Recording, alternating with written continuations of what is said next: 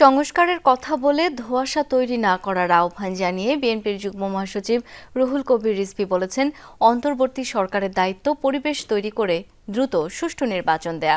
সদ্য ঘোষিত মানিকগঞ্জ জেলা বিএনপির নবগঠিত আহ্বায়ক কমিটির নেতাদের সাথে নিয়ে দুপুরে দলের প্রতিষ্ঠাতা জিয়াউর রহমানের সমাধিতে পুষ্পস্তবক অর্পণ করেন রুহুল কবির রিজভী। তিনি বলেন, দ্রুততম সময়ে নির্বাচন দিতে হবে, না হলে জনমনে আতঙ্ক তৈরি হবে। গণতন্ত্রের যাত্রাপথ যেন বাধার মুখে না পড়ে সেদিকেও খেয়াল রাখা উচিত। তিনি জানান, গ্যাসের দাম বৃদ্ধির সিদ্ধান্ত গণবিরোধী। বিএনপির এই যুগ্ম মহাসচিব বলেন, আওয়ামী লীগ এখনও সন্ত্রাসী কাজ করছে, তারা রাজনীতি করতে পারবে কিনা এটা জাতীয় সিদ্ধান্তের ব্যাপার। আমরা গণতান্ত্রিক রাজনৈতিক দল অন্তর্বর্তীকালীন সরকারকে আমরা সমর্থন দেই, এখনো সমর্থন দেই, কিন্তু আপনার মনে রাখতে হবে আপনাদের সিদ্ধান্ত যেন গণবিরোধী না হয়। যারা অপরাধ করেছে এবং তাদের তো বিচার হতেই হবে, আপনারা সবাই জানি।